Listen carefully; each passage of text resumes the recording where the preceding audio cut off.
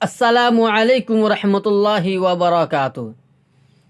حضرات ناظرین کرام، آج کا سبق ہم پڑھنے والے ہیں تختی نمبر 26 علامات وقف، یعنی قرآن پاک پڑھتے پڑھتے کس طرح کہاں ٹھہرے اور کہاں نہ ٹھہرے، اس کے لیے نیچے لکھی ہوئی علامات قرآن مجید میں جگہ جگہ بنی ہوئی ہے، اس کے موافق وقف کرا۔ یعنی یہ قاعدہ جو لکھا ہوا ہے کہ قرآن مجید میں کہاں پر وقف کریں گے اور کہاں پر وقف نہیں کریں گے، کہاں پر ہم کو رکنا ہے اور کہاں پر نہیں رکنا ہے، تو اس کے لیے یہ علامات ہے۔ یہ جو آپ دیکھ رہے ہیں یہ علامات ہے، یہ علامات ہے۔ اس کا کیا مطلب ہے؟ اس کے تشریح ہے مطلب، پھر یہاں علامات ہے، پھر یہ تشریح ہے۔ ایسے گول نشان جو ہوتے ہیں، تو اس علامت کو آیت کہتے ہیں، یہاں ٹھہرنا چاہیے۔ 5، یہ مثل آیت کے حکم کے ہیں، جس طریقے سے ہم اس آیت پر رکتے ہیں تو اس پر بھی ہم کو رکنا چاہیے۔ میم، یہ وقف لازم کی علامت ہے، اس پر ٹھہرنا ضروری یعنی اہم ہے۔ طا، وقف مطلق کی علامت ہے، اس پر ٹھہرنا چاہیے۔ جیم، وقف جائز کی علامت ہے، یہاں ٹھہرنا بہتر ہے۔ زا، یہاں ٹھہرنے کی اجازت دی گئی ہے۔ صاد، یہاں ضرورت کے وقت ٹھہر جائے تو رخصت ہے۔ قاف، یہاں ٹھہرنے میں کوئی حرج نہیں ہے۔ کاف، اس کا مطلب یہ ہے کہ پچھلی آیت میں جو علامت آ چکی ہے وہی یہاں بھی ہے۔ مع،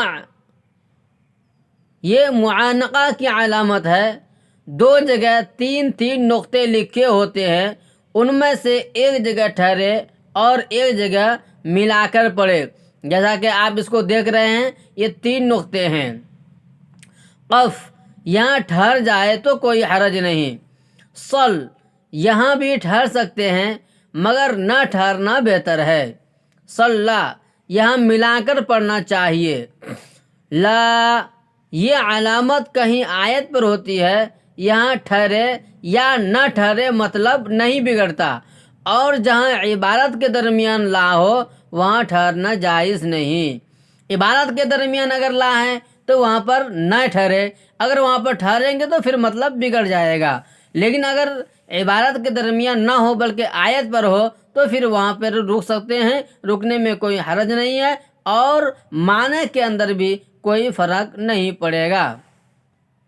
چلتے ہیں آگے۔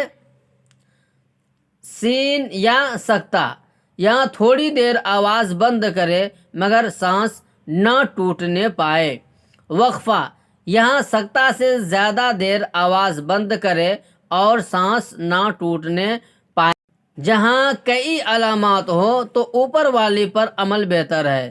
نمبر 2، آیت کے بیچ میں اگر سانس ٹوٹے تو تختی نمبر 17 کے موافق سانس توڑے، پھر کچھ پیچھے سے لوٹ آ کر پڑھے۔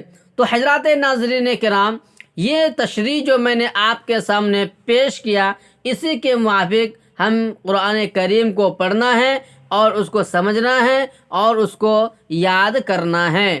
تو دوستو، بس ہمارا آپ سے ایک ریکویسٹ ہے، درخواست ہے کہ اگر آپ ہمارے یوٹیوب چینل پر نئے آئے ہیں تو آپ ہماری تعاون فرمائیں سبسکرائب کے ذریعے سے اور لائک کے ذریعے سے۔